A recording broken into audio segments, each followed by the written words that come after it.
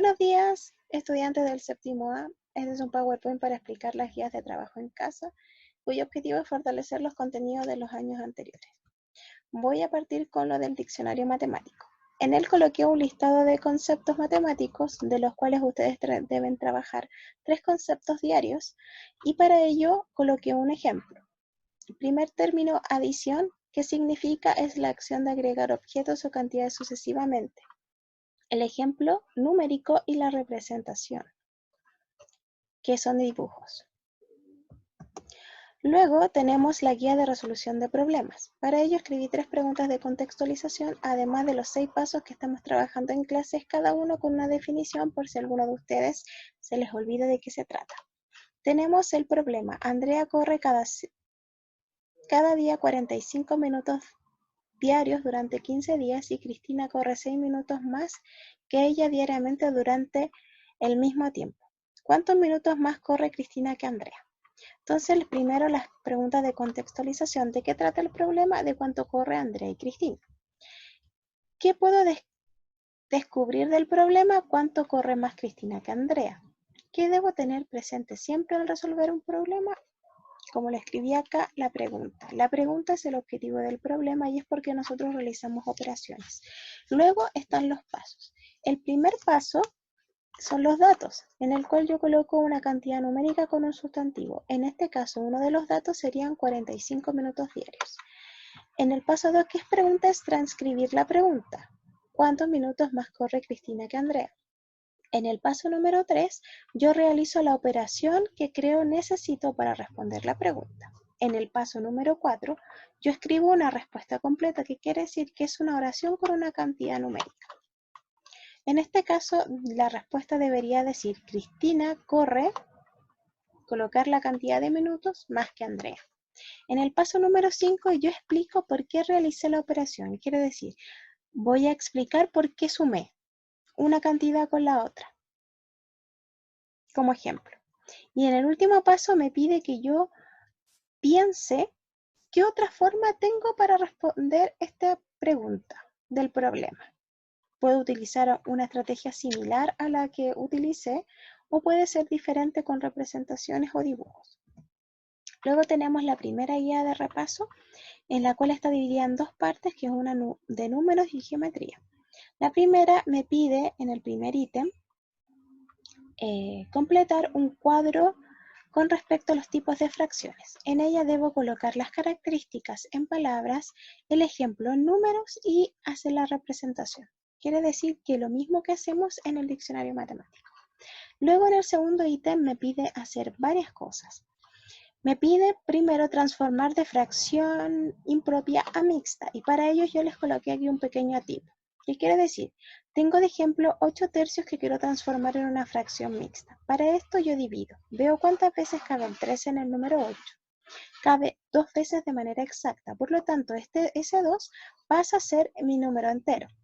Luego, veo cuánto me queda, porque multiplico ese 2 por 3 y eso me da 6. Para llegar a ser 8 me faltan 2 números más y ese número 2 va a pasar a ser mi nuevo numerador. Y como denominador voy a colocar el número 3. Quiere decir entonces que la fracción impropia 8 tercios va a ser lo mismo que en fracción mixta 2 enteros 2 tercios. Luego me pide que yo haga una transformación de una fracción mixta a una impropia, quiere decir lo inverso. Para esto yo tengo de ejemplo 5 enteros 1/4. ¿Qué hago? Primero conservo el denominador, luego multiplico 5 por 4 y a ello le agrego el numerador. Entonces me queda 5 por 4 más 1 partido por 4. Luego resuelvo la multiplicación. 5 por 4 son 20 más 1 partido en 4 y luego sumo 20 más 1, que es 21 partido por 4. Y eso quiere decir que 5 enteros 1/4 es lo mismo que 21 cuartos en una fracción impropia. Luego me pide amplificar. Coloqué esto para explicar lo que es amplificar. Amplificar es realizar una multiplicación de un número por una fracción. Quiere decir, yo quiero amplificar la fracción 3 medios por 3 y debo multiplicar tanto el numerador como el denominador. Entonces me va a quedar 3 por 3 es 9 y 2 por 3 es 6. Por lo tanto, 3 medios amplificados por 3 me da 9 sextos. Después tengo 32 72avos que los quiero simplificar por 8. Simplificar implica dividir. Por lo tanto, me va a quedar 32 dividido en 8 partido por 72 dividido en 8. Veo cuántas veces cabe el 8 en 32, que son 4, y el 8 en 72, que son 9. Entonces, 32 72avos simplificado en 8 me quedan como 4 novenos. Luego, en el número 3, me pide que escriba en palabras estos 3 decimales. Debo tener en cuenta la coma y el valor posicional de los decimales en el momento de escribir. Luego pido que escriban 10 múltiplos de cada uno de estos números. Debo recordar que los múltiplos son una suma reiterada del mismo número. Quiere decir que el primer múltiplo de 18 es 18, el segundo múltiplo de 18 es el doble de 18, después el triple, y así sucesivamente. En el ítem número 5 pido que den un significado al concepto y además escriban un ejemplo. Quiere decir que es la misma forma del diccionario matemático exceptuando la representación. Después tengo en el número 6 que quiero que me descompongan de forma prima. Para esto yo coloqué un ejemplo de factorización prima. Tengo el número 60. Debo ver qué números multiplicados me dan 60. En este caso 6 y 10 multiplicados me dan 60. Luego que veo, tengo 6 y el número 10, tengo que ver si son números primos o compuestos. Como son números compuestos, yo debo buscar qué números multiplicados me dan el número. Por ejemplo, ¿qué números multiplicados me dan 6? 2 por 3 me dan 6. 2 y 3 son números primos, por lo tanto hasta aquí llega la factorización de este número. 10 también es un número compuesto. Debo ver qué números multiplicados me dan 10. Tengo 2 por 5 me dan 10. 2 y 5 son números primos. Por lo tanto, hasta aquí llega el desglose del número o su descomposición. Quiere decir que 60 en números primos es igual a 2 por 3 por 2 por 5. Luego, tengo un ítem para sacar porcentaje. Yo acá coloqué un pequeño recuadro de cómo sacar porcentaje que es diferente a lo que vimos en clases. Ustedes se tienen que apoyar también por los apuntes de clase, en el cual se hace una multiplicación cruzada y luego se hace una división. Y eso me da un porcentaje. Luego, en la primera parte de geometría, debo escribir las características de cada uno de estos ángulos y dibujar un ejemplo. Luego, en el ítem 2, que es de verdadero y falso, las falsas se justifican. ¿Qué quiere decir? Que si yo considero que una de estas es falsa, coloco una F y coloco cuál sería la respuesta correcta. En el ítem número 3, yo pido que me dibujen o tracen un ángulo y un triángulo. Y acá coloqué las primeras partes de cómo trazar un ángulo. Debo trazar un segmento con 2 puntos A y B. Luego elijo en cuál de esos puntos voy a posar mi transportador. En este caso lo posamos en el punto A. Voy a colocar y marcar el grado, en este caso 25. Luego voy a trazar una línea desde el punto A que pase por la marca. Y tengo listo mi ángulo de 25 grados. Para que sea un triángulo, lo único que yo debo fijarme es en la característica del triángulo que me piden, que con eso voy a utilizar lo mismo para hacer un ángulo y luego uno el punto, en este caso B, con la línea que hemos trazado.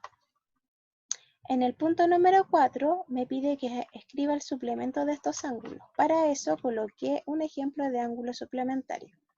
Por ejemplo, el suplemento de 135 es aquel que sumado me da 180.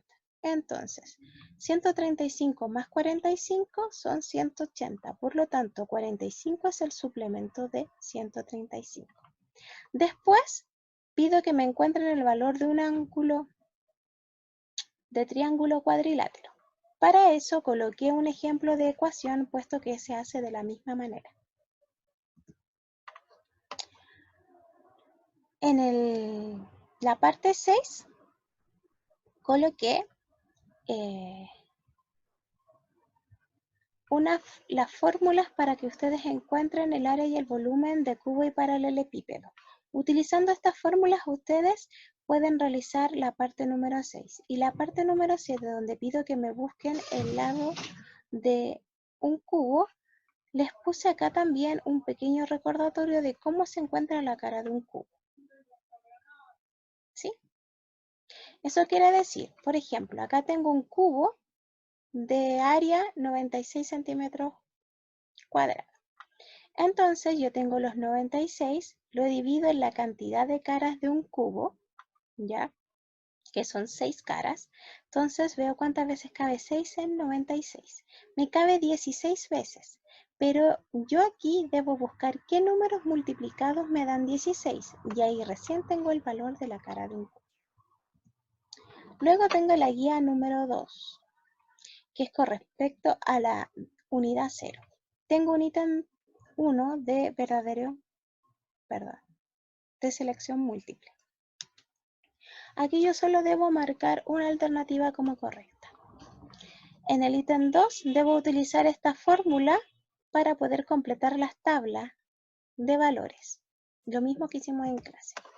Luego en el ítem 3 debo escribir las razones de las tipos de flores entre ellas. Y para eso acá le escribí el tip de cómo se visualiza una razón, que puede ser escrita en forma de fracción, de división y cómo se lee. Cualquiera de estas tres opciones en las cuales ustedes escriban acá va a estar correcto.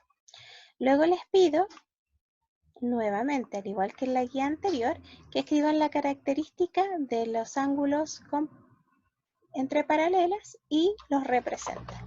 Y por último, que resuelvan un problema, esta vez solo con los 6 pasos que hemos estado viendo en clases y que también están para su apoyo. Bueno chicos, eso es todo. Espero haya podido aclarar algunas dudas para que puedan responder sus guías y nos vemos pronto.